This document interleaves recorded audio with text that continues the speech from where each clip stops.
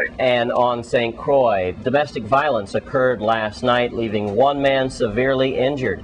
News Channel 8's Wes Small reports. All right, thanks a lot, Jerome. We do have some news to report from overnight. Sadly, we have a case of domestic violence not too far from here, actually, in the area of Ginger Thomas and also Sunny Acres. Here's what we have.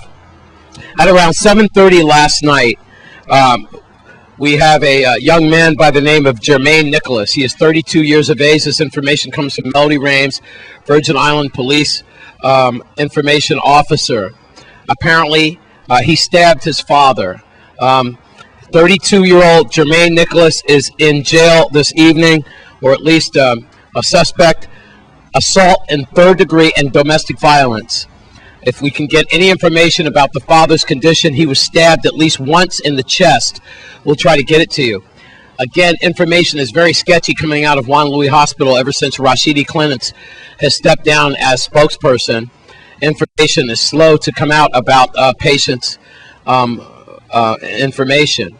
That's all we have. 7:30 in the area of Sunny Acres and Ginger Thomas, domestic violence, where a son sadly stabbed his own father in the chest. Arrested is 32-year-old Jermaine Nicholas. He has been charged with assault in third degree and domestic violence. If you know anything about this case, you should call 778-2211 or you should call 911.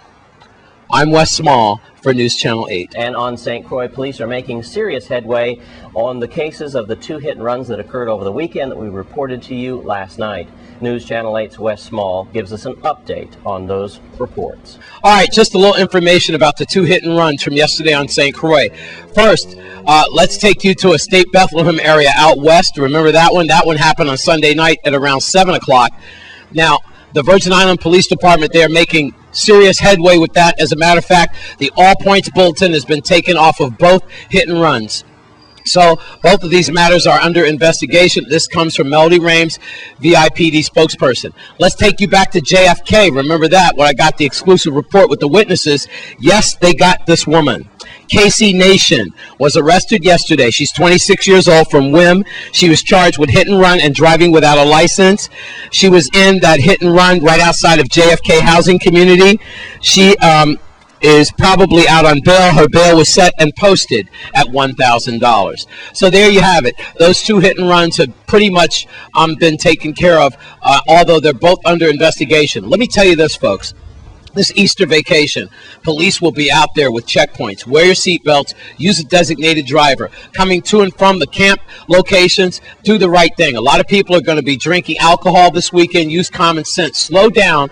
People will be going to and from church services, so please be careful with pedestrians and don't tailgate people. Use common sense. Use a designated driver and keep it down over these Easter holidays. Okay, do the right thing. I'm Wes Small for News Channel 8. Thanks, Wes. And now it's time for your Caribbean report.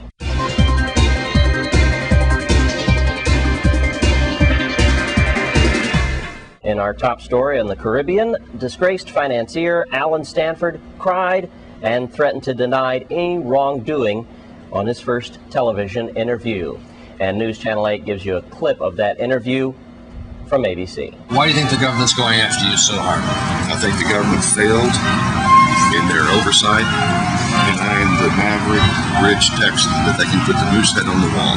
The SEC says the reason they went after Stanford was that he allegedly cheated thousands of people in an $8 billion Ponzi scheme involving certificates of deposit, CDs, promising improbable, if not impossible, rates of return, just like Bernard Madoff. They say that you promised more than you could possibly deliver with your CDs.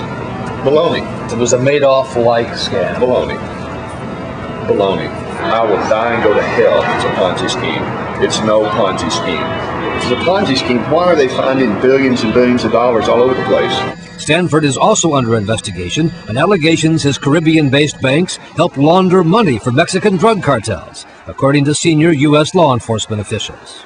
The only thing I would ever say about something like that, in terms of an allegation, is if you say it to my face again, I will punch you in the mouth. You're going to punch me in the mouth? No, I'm not going to punch you in the mouth. But I'm just saying that is absolutely an absolutely ludicrous thing to say. In tracking the high-living, self-described billionaire, the government says it has found only $500 million of the missing $8 billion in the alleged scheme.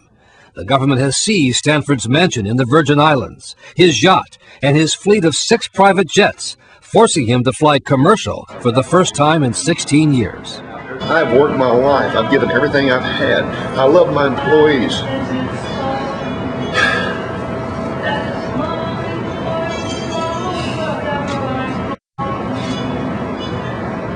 I care for everybody in this company that I have. And I'm going to fight this with everything in me. You're going to fight. You effing right, I'm going to fight. And that clip earlier this morning from ABC News. Of course, the Eastern Caribbean is keeping a close eye on the Stanford situation. The cricket mogul has a lot of property in the area, and his boat has recently been moved right here on Rock City. And moving along with our Caribbean report, United States President Barack Obama plans to ease the restrictions on travel to Cuba for Cuban Americans, but will keep in place the 47-year economic embargo on the communist island. The special envoy to an oncoming regional summit starts Monday. And in Haiti, our very own Donna M. Christensen, delegate to Congress, is joining her colleagues on a 4-day congressional delegation to Port-au-Prince, Haiti. The delegation, led by Congressman John Conyers Jr., will be overseeing the challenges facing the nation of Haiti.